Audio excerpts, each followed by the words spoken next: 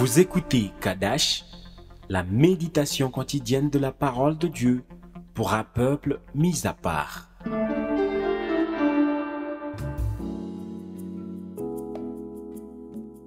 Shalom, bien-aimé en Christ, je bénis l'Éternel Dieu pour ta vie d'aujourd'hui. Nous voyons dans cet enseignement comment Dieu a planifié la vie de l'homme sur terre depuis le temps de la création. Et avec ce message, tu comprendras que tu n'es pas un fruit du hasard sur terre. Amen. Nous lisons Genèse, le premier chapitre, le verset 26. Puis Dieu dit, faisons l'homme à notre image, selon notre ressemblance, et qu'il domine sur les poissons de la mer, sur les oiseaux du ciel, sur le bétail, sur toute la terre et sur tous les reptiles qui rampent sur la terre. Amen. Bien-aimé en Christ, tu as été créé pour dominer sur toute la terre et sur tout ce que Dieu avait créé, parce qu'il t'a créé à son image. Dieu dit, faisons l'homme à notre image. Dès la création, c'est l'homme qui fut destiné à régner sur toute la terre.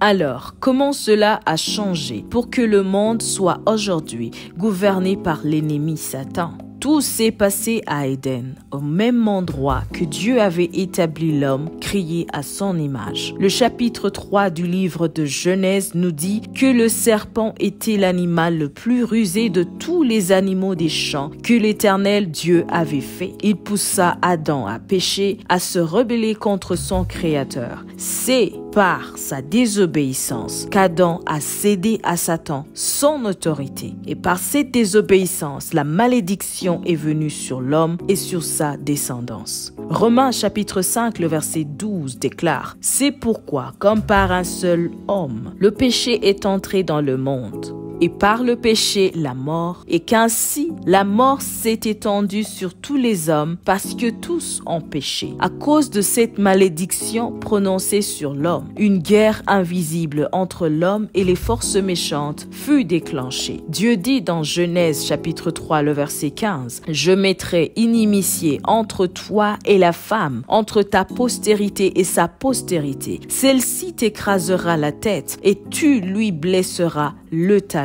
Ici, bien-aimés en Christ, nous voyons combien le péché, la désobéissance a produit la mort dans la vie de l'homme créé à l'image de Dieu. Il n'a pas régné longtemps dans la volonté de Dieu. Il n'a pas réussi à le faire comme Dieu le lui avait dit. Mais Dieu, dans son amour, bien que l'homme l'avait déçu, il ne l'a pas abandonné pour toujours. Parce que c'est un Dieu qui achève toujours ce qu'il a commencé. Il a fait alors un plan sûr pour restaurer l'autorité de l'homme sur terre et ainsi le libérer pour toujours de la conséquence du péché, de la malédiction. Jean chapitre 3, le verset 16 nous dit que Dieu a tant aimé le monde et il a donné son Fils afin que quiconque croit en lui, c'est-à-dire tout homme, toute femme, tout enfant, tout jeune qui croit en Jésus-Christ, afin que quiconque croit en lui ne périsse point mais qu'il ait la vie éternelle. Alléluia. Bien-aimés en Christ, nous sommes libérés du pouvoir de l'ennemi si nous croyons en Jésus-Christ par la confession et la repentance de nos péchés. La première lettre de Jean chapitre 3, le verset 8 nous dit que Jésus a paru afin de détruire les œuvres du diable. Et après avoir détruit les œuvres de l'ennemi, Jésus a restauré le règne de l'homme sur terre. Romains chapitre 5, le verset 17 nous dit « Si par l'offense d'un seul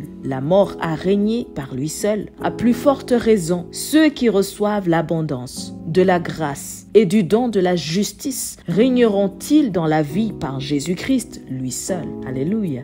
Bien-aimés en Christ, la seule voie pour que l'homme règne aujourd'hui dans ce monde, c'est Jésus-Christ. Le règne dont je parle n'est pas seulement celui du naturel, car tu peux te dire j'ai l'argent, j'ai l'honneur, je suis acclamé par plusieurs, je suis considéré. Mais sans Jésus, tu n'es pas du tout dans le règne, parce que les forces du mal, Satan et ses agents, te garderont toujours prisonnier dans le spirituel et même dans le naturel. Mais en Jésus-Christ, Colossiens chapitre 1er, les versets 13 et 14 nous dit que Dieu nous a délivrés de la puissance des ténèbres et nous a transportés dans le royaume du Fils de son amour. Ici, c'est qui nous? C'est tous ceux qui ont reçu la grâce d'être pardonnés, tous ceux qui ont accepté Jésus-Christ dans leur vie. Alors, bien-aimé en Christ, si tu as déjà reçu Jésus-Christ dans ta vie, sache que désormais, en lui,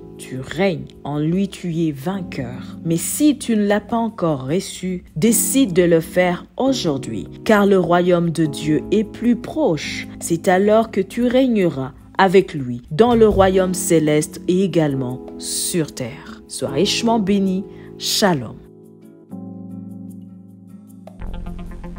Vous écoutiez Kadash, présenté par Marie-Claire. À bientôt.